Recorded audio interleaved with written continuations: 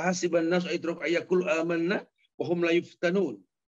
Wa laqad fatanna alladziina min qablihim fala ya'lamanna Allahu alladziina shadaqu wa la ya'lamanna al-kadzibin. Ahasiban nas, apakah manusia mengira ayyakulu amanna wa hum la yuftanun. Ketika mereka mengatakan beriman, mereka enggak diuji.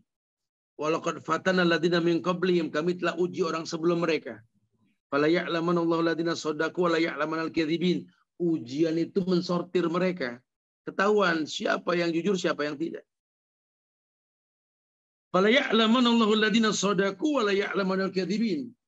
Diuji sama Allah, jadi Allah tahu siapa yang betul-betul beribadah karena Allah, siapa yang main-mainin. Karena nanti ada juga orang yang ketika diuji jadi futur. Diuji sama Allah jadi futur. Wa yadubillah wa na'udzubillah. Sangat disayangkan sekali karena dia nggak memahami kemuliaan tersebut. Gitulah. Kemudian penyebab yang kelima, kalau pengen dicintai sama Allah, yakni menelaah hati. Penelaahan hati terhadap nama-nama Allah dan sifat-sifatnya. Menyaksikan dan mengetahuinya dan terus sibuk di dalam taman-taman pengetahuan dan lapangan-lapangannya. Maka barang siapa mengetahui Allah dengan nama-nama dan sifat-sifatnya, juga perbuatannya, pasti dia bisa mencintai Allah. Orang bisa mencintai Allah dengan cinta yang sebenarnya ketika dia kenal Allah. Baik dengan cara mengenal rububiyahnya, fi'liyah, perbuatan Allah, maupun asma, nama-namanya, atau memang uluhiyahnya gitu loh. Ketika dia beribadah hanya kepada Allah dan dia merasakan dampak ibadah. Ada simah, bekas ibadah. Simatuhum min asari sujud. Ada bekas sujud. Dia rasakan sekali. Masya Allah. Iyalah, kita gimana mau mencintai sesuatu kalau kita belum kenal sesuatu yang kita cintai. Kalaupun lisan mengatasnamakan cinta, ini cinta yang semu, cinta yang sekedar ucapan. Kalau betul-betul cinta kepada Allah, ya buktikan. Bahwa kecintaan itu bukan sesuatu yang main-main. Lagi tadi prosesnya kan ilmu, yakin, ikhlas, jujur bicara cinta. Makanya ada buku khusus bahasan tentang 40 karakter orang yang dicintai sama Allah itu. Dan itu nggak gampang loh. Nanti kita bahaslah perlahan insya Allah ya. Tapi ini secara global lu diingatkan seperti itu. Yang keenam, mereka yang dicintai sama Allah ini karena menyaksikan kebaikan. Nikmat-nikmat Allah baik yang batin maupun lahir. Karena sesungguhnya semua itu akan mengajak untuk mencintai Allah. Dan dia merasakan ketika dia telaah kebaikan, dia rasakan nikmat-nikmat Allah karena Allah perintahkan wa bi ni'mati rabbika fahaddis. Nikmat Allah sebut. Wa in ta'uddu ni'matallahi la tuhsuha. Dan ketika kau sebut nikmat Allah tak terhitung, kerdil kau di hadapan Allah. Kerdil. Jadi ibadur rahman. Jadi hamba-hamba ar-Rahman.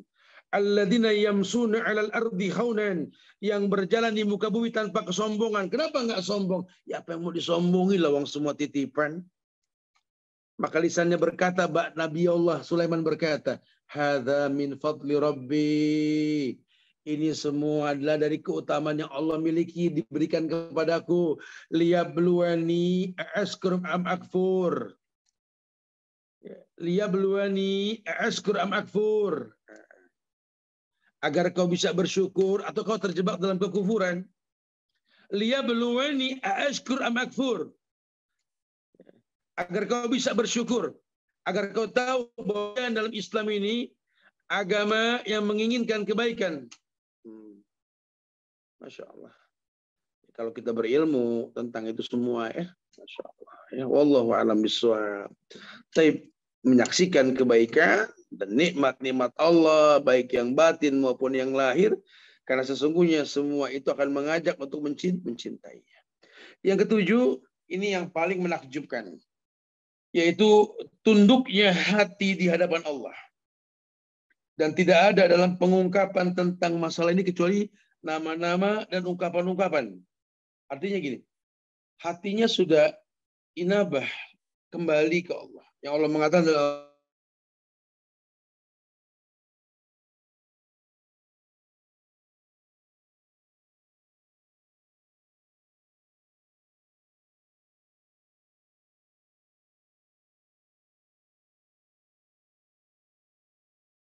kalau dia mengatakan hasbiyallahu la ilaha illa huwa rabbul arsyil azim.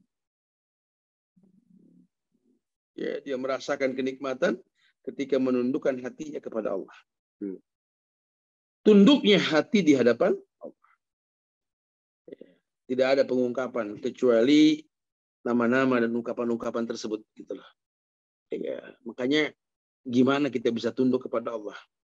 Tentu penyebabnya tadi, karena kita kenal Allah, baik rububiyahnya, perbuatan Allahnya, asma-asma'nya, nama-namanya, maupun uluhiyahnya. Di mana kita merasakan nikmat mengadukan semua masalah kita ke Allah. Khaufan wa tama'an. Takut dan harap kita hanya kepada Allah. Yang kedelapan, kita membiasakan berkhalwat.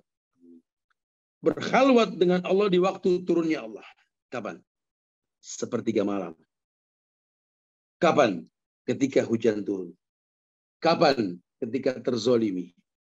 Kapan? Ketika diuji dengan sakit.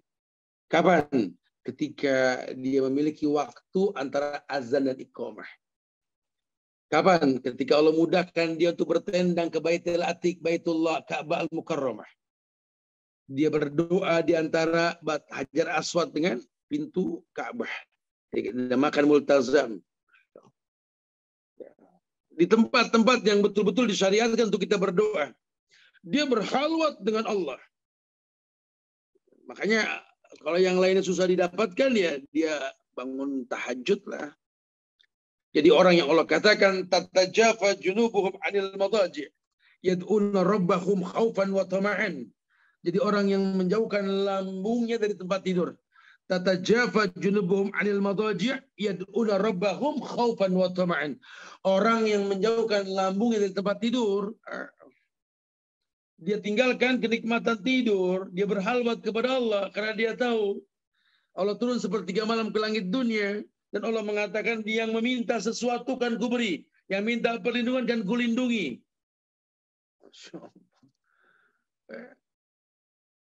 Dia betul-betul akhiri semua dengan istighfar dan taubat kepada Allah.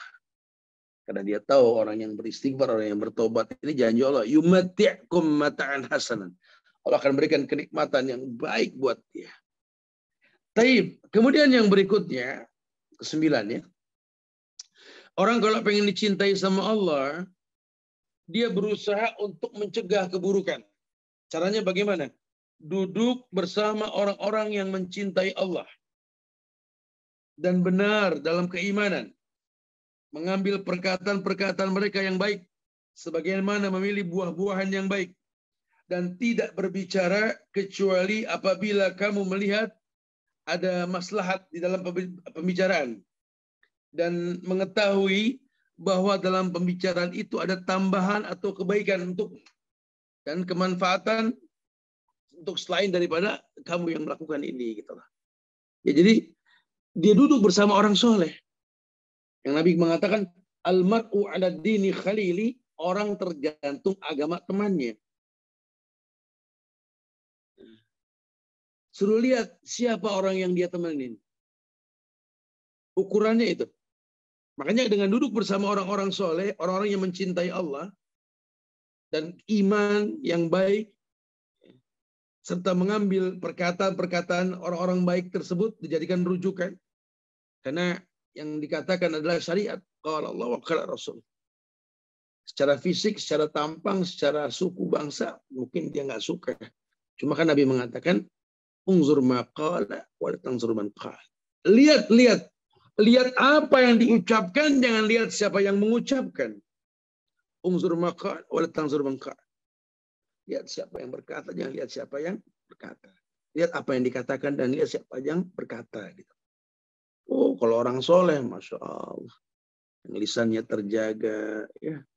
Indranya terjaga. Maka ketika dia merujukan perkataan kepada mereka, ya kemungkinan besar benarnya lebih banyak ketimbang salahnya. Gitu lah.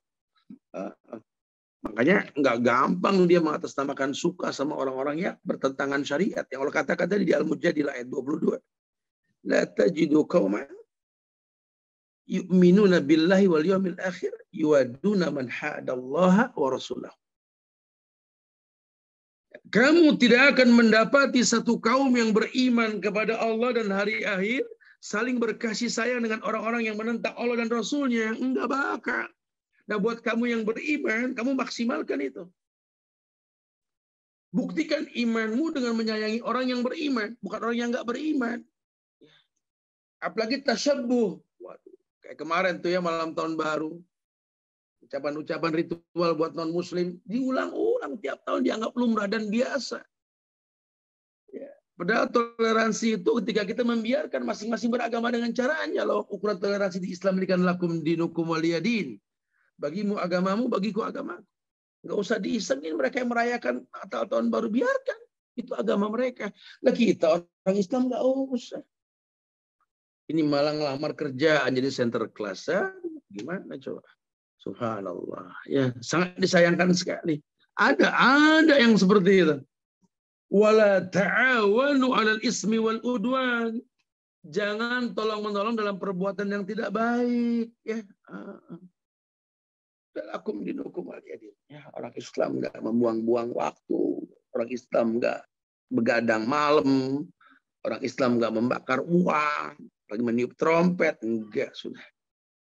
Orang Islam itu suka hitungan maju bukan hitungan mundur, hitung mundur. Ya mundur sampai akhirnya tiup trompet menandakan pergantian tahun kayak kemarin gitu ya. Masya Allah wa yadubillah wa na'udzubillah. Dan yang terakhir yang ke-10 ya ini orang kalau pengen dicintai sama Allah menjauhkan diri dari segala sebab yang akan menghalangi antara hati dengan Allah. Jadi orang ini memaksimalkan ya lebih ke darul mafasid muqaddam ala jalbil masalih. Lebih mencegah yang buruk terjadi daripada melakukan kebaikan itu sendiri gitu loh. Jadi kalau memang ini sebuah keburukan dia cegah.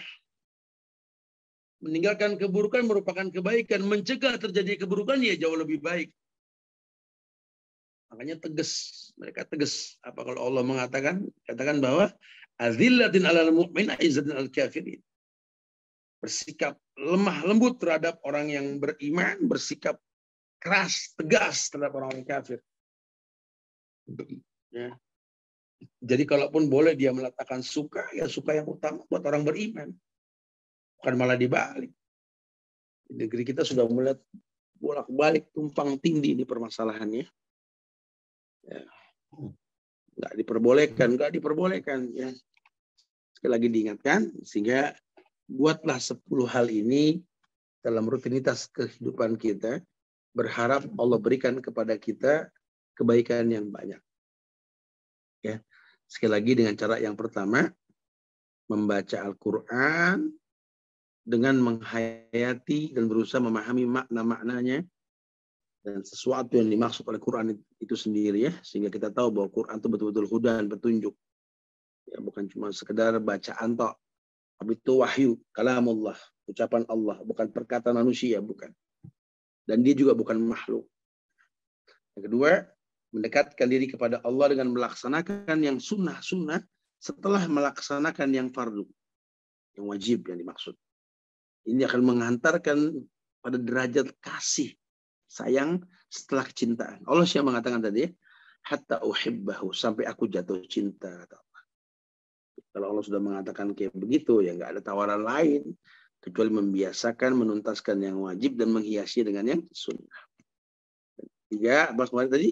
Senantiasa berzikir pada Allah dalam segala hal, baik dengan lisan, dengan hati, amal dan keadaan. Ya, maka hasil dari kecintaan tersebut sesuai dengan kadar dari hasil zikirnya kepada Allah. Bila ala bidzikrillahi tatma'innul qulub. Ketahuilah dengan mengingat Allah hati ini tenang. Nah, kalau hati sudah tenang karena mengingat Allah, ketenangan bakal dia miliki. Senantiasa dia berzikir kepada Allah. Kemudian yang keempat, mendahulukan sesuatu yang dicintai oleh Allah terhadap sesuatu yang dicintai oleh dirinya sendiri. Dia suka sesuatu, tapi Allah nggak suka. Ya dia belajar nggak suka. Dia nggak suka, cuma Allah suka. Dia belajar suka. Orang yang dicintai sama Allah itu orang yang mencintai sesuatu, melihat Allah mencintai sesuatu itu atau tidak. Ya.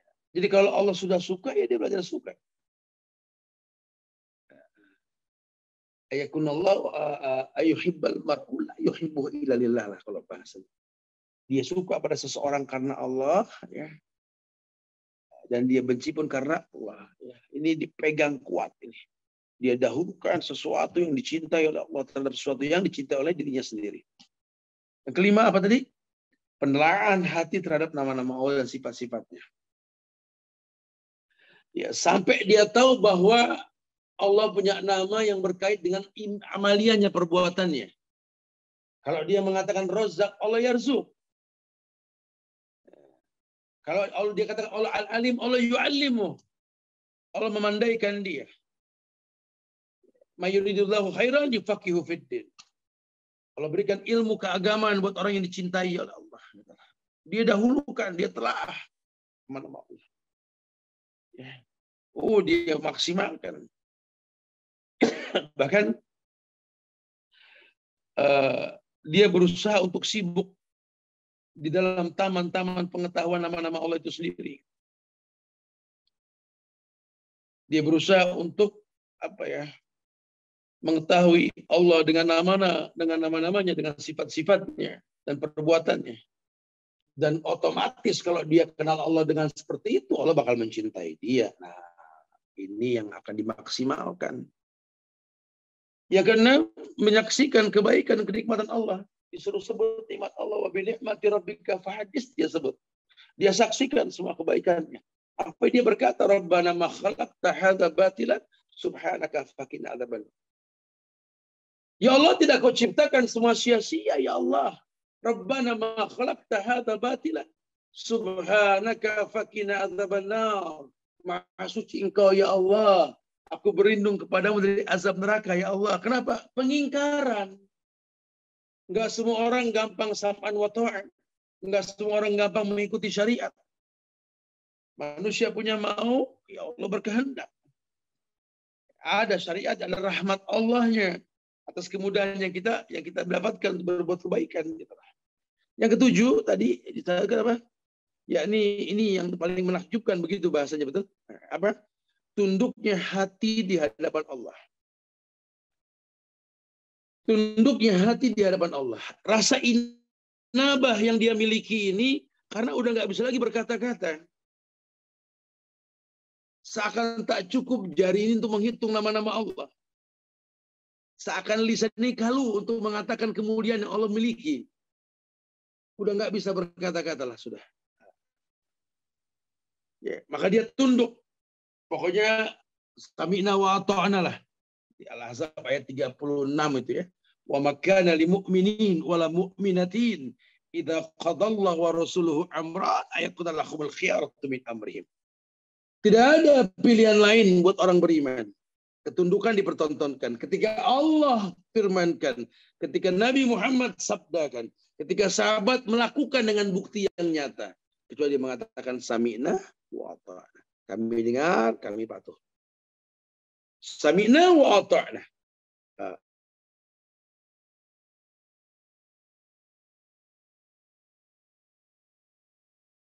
Nikmatnya ibadah, dia cari waktu yang layak untuk berkhalwat. Terutama di sepertiga malam. Dia talak itu tempat tidurnya sesaat. Tatajafa junubuhum 'anil madaji' yad'una rabbahum khaufan wa tama'an. Dia jauhkan lambu dari tempat tidur. Dia berdoa dengan khaufan, takut, wa tama', dan dia berharap kepada Allah. Dia rasakan nikmatnya halawatul iman ketika dia mencumbu Allah di malam hari. Dan ayat-ayat ya, dengan zikir-zikir yang diperintahkan. Dia rasakan nikmat. Subhanallah, walhamdulillah, wa la ilaha illallah, wallahu akbar. La ilaha illa anta, subhanaka inni kuntu minaz zalimin. Rabbana zalamna anfusana wa in lam taghfir lana wa tarhamna lanakunanna minal khasirin. Dia minta sama Allah. Dia berharap yang terbaik dari Allah. Karena dia tahu bahwa la yukallifullahu nafsan illa wus'aha. Karena dia tahu Allah nggak mungkin menguji manusia di luar batas kemampuannya. Berkhalwat, dia bercumbu dengan Allah lah kalau bahasa kita. berduaan saja sama Allah di malam hari yang kening. Yaqumu fil lail wan nasu niyam. Dia bangun malam ketika manusia tidur. Dan yang kesembilan, dia berusaha jaga kenikmatan tersebut dengan cara apa? Berteman dengan orang-orang yang mencintai Allah. Benar keimanannya, mengambil perkataan-perkataan mereka yang baik sebagaimana memilih buah-buahannya baik. Karena dia tahu ya manusia tergantung temannya. Kalau temannya baik ya dia akan konsisten dalam kebaikan gitu. Kalau temannya buruk ya Allahu a'lam. Dan yang terakhir yang terpenting ya siapkan pertanyaan setelah ini. Kita punya waktu 15 menit ke depan untuk berdialog, yakni dia berusaha untuk darul mafasid muqaddam ala jalbil masalih. Apa ini? Menjauhkan diri dari segala sebab yang akan menghalangi antara hatinya dengan Allah. Pokoknya bentuk sempurna iman lah. Min husnil islamil mar'i tarkuhu ma la ya'nihi. Bentuk kesempurnaan Islam seorang itu ketika meninggalkan sesuatu yang enggak bermanfaat. Wallahu a'lam bishawab ya. Semoga manfaat. Nah, itu muqaddimah. Bahasan tentang 10 hal yang mendatangkan cintanya Allah ya. Tentang orang-orangnya banyak. Silakan. Baik, jazakallah khairan Ustaz atas waktunya. Baik, Masya Allah penjelasan yang sangat komprehensif Ustaz ya. Saya mumpung menjadi moderator Ustaznya, ada beberapa memang pertanyaan sudah masuk secara privat maupun Silakan. secara publik ya. Namun saya ingin bertanya Ustaz, terkait dengan tadi Ustaz tasyabuh ya. Memang mungkin sudah jelas hukumnya bagi kita Muslim yang menjadi rakyat Indonesia lah untuk larangan. Tapi mungkin ada beberapa pendapat nih Ustaz, terutama pemimpin-pemimpin Muslim yang mungkin presiden, wakil presiden, atau mungkin gubernur gitu ya. Hukumnya bagaimana Ustaz ya mengucapkan selamat kepada agama lain bagi pemimpin-pemimpin tersebut Ustaz. Jazakallah khairan Ustaz. Islam sudah katakan bahwa lakum dinukum waliyadin. Wala ana abidum ma'abattum wala antum abidun ma'abud lakum dinukum waliyadin. Dan ayat ini sifatnya universal. Ya. Sejak zaman Nabi hingga sekarang, dari zaman kerajaan hingga presiden maupun perdana menteri atau siapapun yang memimpin, kalau sudah bicara agama, ya toleransi yang Islam tawarkan itu lakum dinukum waliyadin. Dan sebenarnya kalau sampai ada orang Islam mengatakan selamat pada ritual agama orang lain, itu melambangkan kebodohan. Contoh yang paling gampang ketika Anda mengatakan selamat Natal saja, gitu ya. Itu kan berarti Anda mengiyakan bahwa Tuhan itu punya anak, simpel sekali. Ya, karena itu hari kelahiran Tuhan mereka. Dan ketika Anda mengatakan selamat, Anda melegalkan itu. Ini kan kejahilan. 1 tahun ada 365 hari. Cuma 2 hari masalah kita tiap tahun di Natal dan Tahun Baru. Kenapa kita nggak berbuat baik dengan mereka di 363 tahun, 362 hari dalam setahun itu. 2 hari itu ya kita biasa-biasa saja, nggak berlakukan sesuatu yang harus sama dengan mereka. Gitu. Itu nggak diperbolehkan. Makanya itulah sampai-sampai Nabi itu diturunkan ayat sama Allah berkaitan dengan penghadapan penguasaan Quraisy yang beragama selain agama Rasul kan. Diperintahkan Nabi suruh beribadah setahun di agama mereka, mereka juga setahun di agama Rasul. Berarti mengiyakan, menghormati dengan cara beribadah seperti mereka. Allah turunkan ayat, katakan ya Muhammad, qul ya ayyuhal kafirun, la a'budu ma ta'budun, wala ana abidun ma abattum, wala antum abidun ma lakum dinukum waliyadin. Cukup sudah itu. Ya, sehingga jangan diputar-putar sampai dilegalkan sekarang boleh ada Tuhan selain Allah. Allahu Akbar.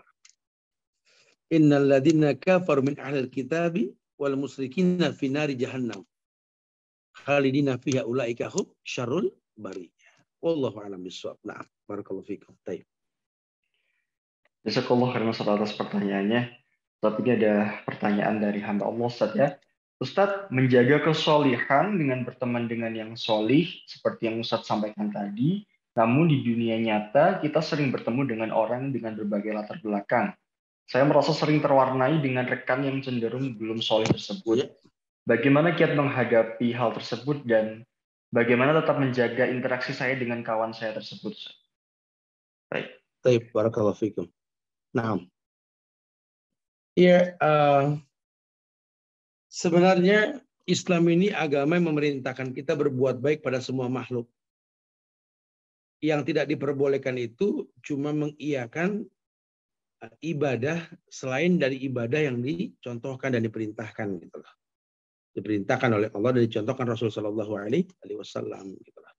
Sehingga kitanya yang harus tahu bahwa ketika kita berbuat baik kepada manusia, lakukan apa yang dia butuhkan, kita berikan. Ya, bermuamalah juga diperbolehkan. Pun Nabi berbisnis sama orang kafir. Beliau membeli pedang tajam orang-orang kafir dari Maroko dulu, orang Parsi. Karpet-karpet yang mahalnya itu beliau beli. Muamalah beliau. Bahkan beliau juga bermuamalah dengan orang Yahudi kan. Artinya sampai beliau pun menikah dengan istrinya yang keturunan Yahudi, Maryam Kibti itu kan. Dan lain sebagainya. Ini menandakan bahwa kalau bicara muamalah, bebas umum. Ya, kita baik, dia baik, kita lebih baik. Ada hak-hak bertetangga, ada hak-hak bermuamalah. Bahkan di Islam ini kita jangan sampai nggak memberikan makan kepada orang yang membutuhkan tanpa melihat agamanya dan lain sebagainya gitu ya. Selama memang la ta'ata li makhluqin fi ma'syiatil khaliq gitulah. Tetap atas koridor yang benar, jangan sampai kita patuh kepada sesuatu yang melanggar Allah. Jadi kalau memang bakal ada hal yang melanggar ya ini mesti kita tegas dalam hal ini. Lakum dinukum waliyadin tadi ya. Allah.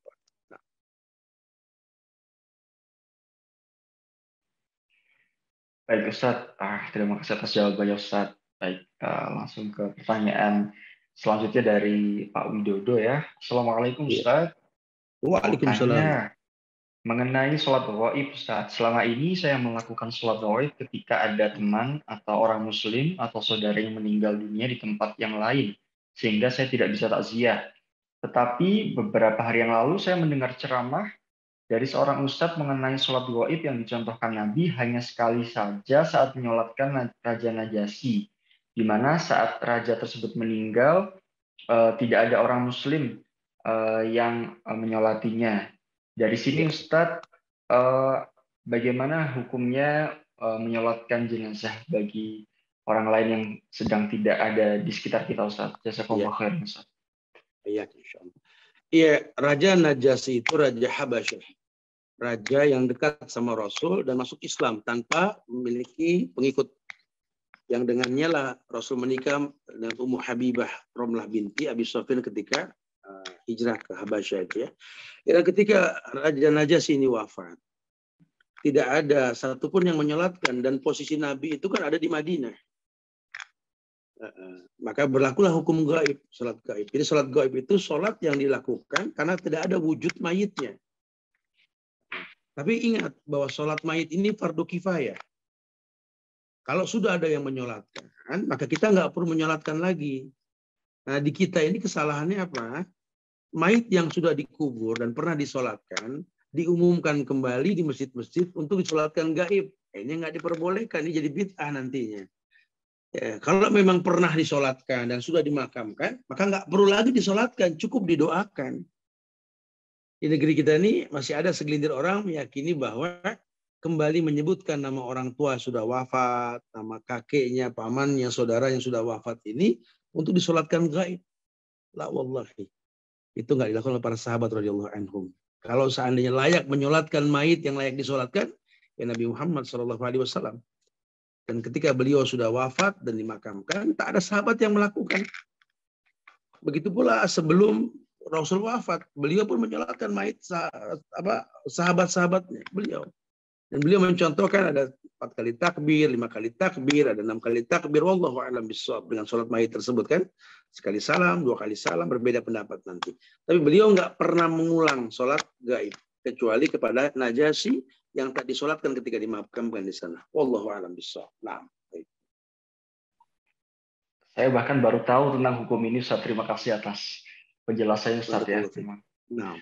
Baik, Ustaz, melangkah ke selanjutnya Ustaz dari Pak Burhan ya. Ustaz, bagaimana hukumnya jika masalah yang bid'ah dilaksanakan oleh umat Islam? Mensolatkan apa? Jelaskan suaranya. Bagaimana jika masalah bid'ah dilaksanakan oleh umat Islam?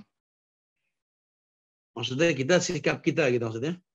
mungkin hukumnya bagaimana ya jika bid'ah itu diterapkan? Kalau bicara hukum, Nabi yang bilang langsung kullu bid'ah dolalah wa kullu dolalatin finnar. Itu Nabi yang ngomong.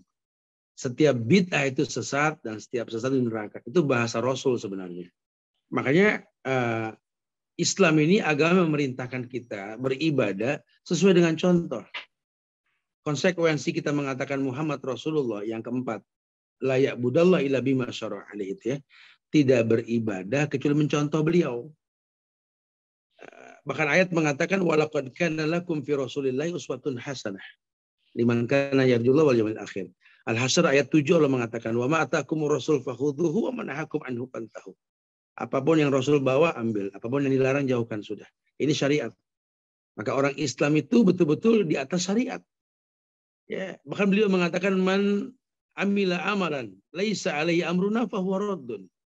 Orang yang beramal dengan sebuah amal tanpa contoh dariku raddun, tolak. Bahkan kalau sampai dia mengiklankan via spanduk atau ajakan berbuat bid'ah, Nabi mengatakan man kadzdzaba alayya muta'ammidan falyatabawa maq'adahu minan nar. Orang yang berdusta mengatasnamakan diriku dan mengajak orang berbuat dusta tersebut, suruh ambil bangku duduk di neraka. Oh iya, dubillah wa na'udzubillah. Ya kayaknya jangan main-main nih masalah bid'ah nih. Ini kan banyak yang kesinggung karena tradisi yang tersinggung dengan syariat yang ada. Padahal andai kita mau belajar secara ilmiah, syariat itu hilang dengan adanya tradisi itu hilang dengan adanya syariat. Ya, adat bersanding syarat bersanding kitabullah gitu. Jadi betul-betul memang rujukan akhirnya kitabullah. Kalau cuma sekedar adat saja ya perlu bersanding syarat lah, ada syariatnya tidak. Dan syariat itu pasti identik sama kitabullah. Kalau nggak ada di Quran, nggak ada di sunnah, ya udah tinggalkan. Walaupun baik, walaupun indah menurut manusia. Kalau sudah melanggar syariat ya nggak boleh ya. Wallahu a'lam bishawab. Barakallahu fiikum. Nah.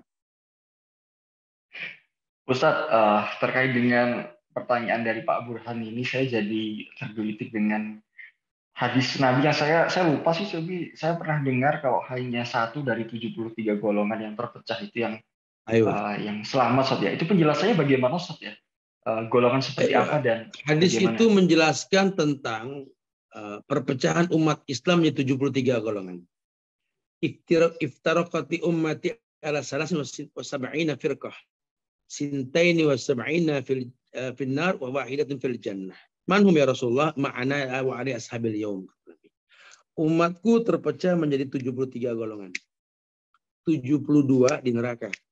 1 di surga. Nah, 72 ini berbeda pendapat kekal atau tidaknya. Tapi yang pasti menentang kebenaran yang ada gitu ya. Cuma 1 yang di surga. Sahabat bertanya, siapa mereka ya Rasul? Ma'ana ali wa ashabil yaum. Mereka yang aku dan sahabatku berada di atasnya. Artinya Islam yang dibawa sama Nabi dan sahabat-sahabat Nabi melakukannya, Islam yang dipakai tahun 2022 atau abad ke-21 ini tetap sama, nggak ada perbedaan. Jadi yang betul zaman Rasul, betul sampai sekarang itu syariat. Nggak dimodifikasi, nggak dibuat baru lagi agamanya. Wallahu a'lam bishawab. Jadi mereka yang dikatakan benar ketika mereka sesuai dengan apa yang Nabi contohkan sahabat melakukan. Wallahu a'lam bishawab. Baik, jazakallah khairan atas jawabannya. Baik, Bapak Ibu sekalian, Masya Allah sudah banyak sekali pertanyaan yang masuk pada saya dan sudah sangat gamblang Ustadz menjelaskan mengenai makna dari tema kita pada siang hari ini, yakni mereka yang dicintai Allah. Semoga kita bisa menerapkan segala yang dinasihatkan oleh Ustadz dalam kehidupan sehari-hari kita dan kita bisa mendapatkan ilmu yang barakah dan ilmu yang manfaat. Baik Ustadz, kami mohon Ustadz untuk melengkapi kajian kita pada siang hari ini. Mohon dilengkapi kajian kita dengan doa Ustadz. Tafadhol Ustadz. Ya. Semoga yang kita bahas pada perjumpaan kali ini menambah hasanah keilmuan kita. Sehingga makin hari kita makin baik. Lembaran baru di hari yang ketiga di tahun yang baru ini. Mudah-mudahan Allah berikan kemudahan buat kita untuk berbuat lebih baik ketimbang tahun yang lampau insya Allah. Saya berdoa buat diri saya dan jamaah sekalian.